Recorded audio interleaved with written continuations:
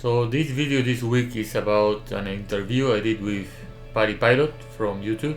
He flies a Pilatus Porter in Papua New Guinea.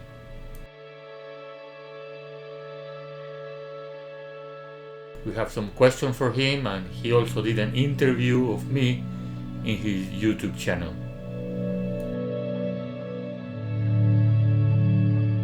The flying Paddy does in Papua New Guinea is very similar to the one I do in Costa Rica. The conditions seems to be the same. Early morning flying, no wind, very calm, some low clouds, and then you have to be back before noon because after that it gets very windy and we get storms. Here Paddy is approaching to Bugalaga airstrip. It's a nice uphill airstrip.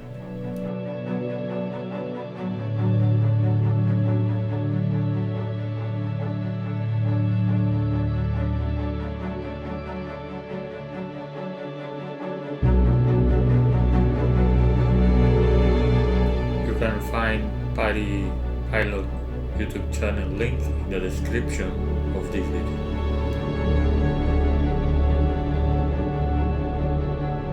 Uphill landings are a lot of fun. They can look intimidating on approach. They look very short, but actually you land and you can feel that the airplane will stop really quick, and most of the time you need to add lots of power to get to the top.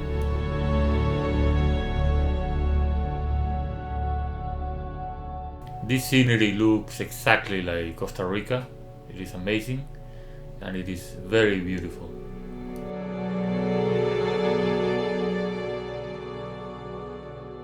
The Pilatus Porter PC-6 is a great airplane for this kind of operation. It can carry a lot, land short and take off short. Look at the size of those strips in the middle of the mountains.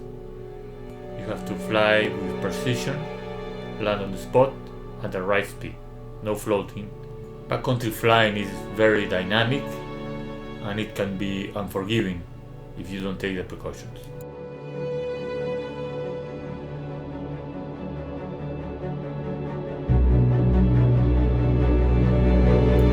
Here in this shot you can appreciate the terrain Paddy flies over every day for his job, transporting the Papuan people to many different villages.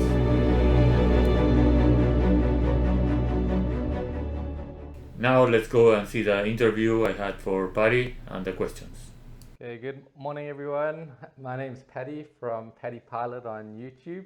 I've been chatting to Backcountry 182 Pilot, and we've decided to just answer some questions about how we got into the flying that we do and that sort of thing. So to make the video a bit more entertaining, I'm just going to take you flying with me today and answer the questions while I'm flying, so it's not as boring because I know my voice can get a little bit monotone. Okay, so I've just completed my pre-flight. You can see in the background the guys there are just loading the plane. I'm currently flying, if you can see on the tail there, for a company called AMA, and I've got about 3,500 hours. And AMA operates in Papua, in Indonesia, in the mountains here, so there's lots of cool airstrips that we go play around in. So we just got airborne now. I'm not sure if you can see there's a caravan there in about our 10 o'clock position. It's a beautiful day here in Papua. And the next question was, what do I prefer, the steam cages or the glass cockpit? And I tend to prefer the glass cockpit, mainly for the terrain awareness, and for flying in Papua it definitely helps a lot, just because of all the terrain around and knowing which valleys to go into. So we just got airborne now. I'm not sure if you can see there's a caravan there in about our 10 o'clock position. It's a beautiful day here in Papua, and the next question was, what do I prefer, the steam cages or the glass cockpit? And I tend to prefer the glass cockpit, mainly for the terrain awareness, and for flying in Papua it definitely helps a lot, just because of all the terrain around and knowing which valleys to go into. Okay, what's my favorite aircraft? It's got to be the Twin Otter. There's some that operate out of here in Papua.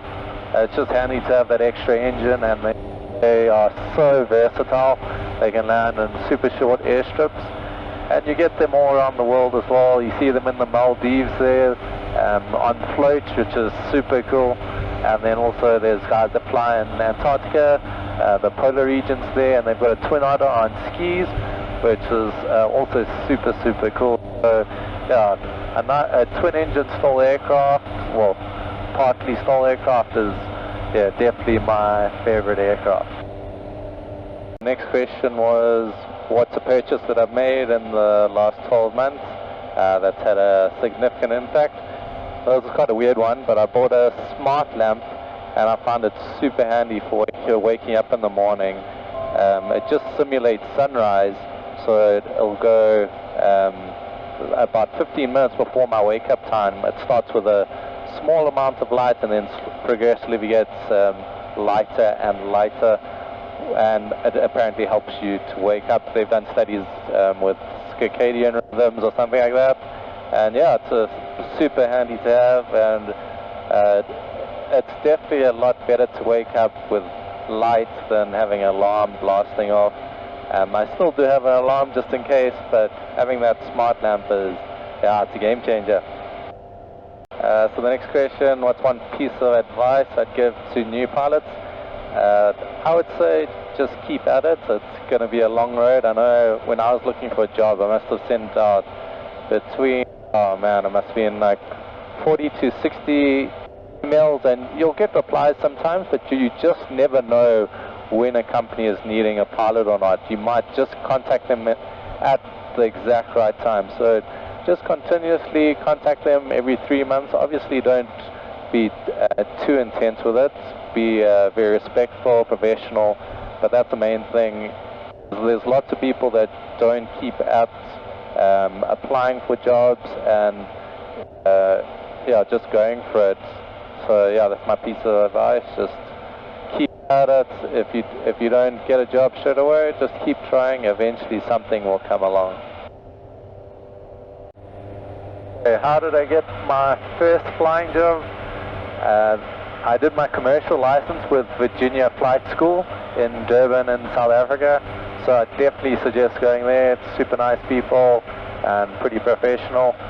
And after I did my commercial license, I did my instructor rating, and luckily there were some positions open, so I just went straight into being a grade 2 instructor, so doing the ab initio training, and then I built up about 500 to 600 hours, and then I started applying for jobs elsewhere. Okay, so for this one, a crazy or interesting story. This happened to me while I was in Papua flying the Porter. I was in a place called Manakari. I was flying from one of the airstrips back to Manakari, and I started to feel like a lot of control pressure. And initially, you just think, oh, what's going on? And then you snap. So it's, oh, I'm having a trim runaway. So I reached across, and we've got a trim interrupt button over here. I'll show it to you. It's next to the little ducky here. And yeah, I went to the trim runaway, reduced the airspeed, which definitely helped with the amount of control pressure that I was feeling. And then I went down to reach for the circuit breaker, and it slipped right down by my ankle. And the amount of control pressure I had was so much. One of the other pilots flying in the area said he could hear me accidentally pressing the PTT button and breathing like super deeply. So luckily I had a passenger up front with me, and I kind of taught him how to just keep it in one position for a few seconds, and then to reach down, pop the circuit breaker, and use the standby trim system. But yeah, that initial feeling of I couldn't believe the amount of control pressure there was super frightening. And Just landed at Bugalaga airstrip. You can see everyone's watching me here. Yeah, so favorite movie is Air America, just because of where they Just because of they have a porter in the video. And then how did I get the job flying here? I had a friend in Papua New Guinea, and he told me that they had porters here in Papua. So yeah, I applied, and luckily I had enough turbine time. So I first initially started on the caravan and then shifted across the porter. I hope you guys enjoyed the answering of the questions, and I'll have the interview with Backcountry 182 Larry on my channel. It is very easy to join, to be a patron of Backcountry 182. Go to the YouTube channel. On the right hand side there is the link, and then it takes you to the Patreon page. Here you can see all the tiers and what is all about the support for Backcountry 182 YouTube channel. Also, another way to access the Patreon link is in the description of the video I put in YouTube on Backcountry 182 channel. There is a link for Patreon, so just click on that and it will take you to the page. Thank you for watching. It would be amazing if you guys are interested and give some support.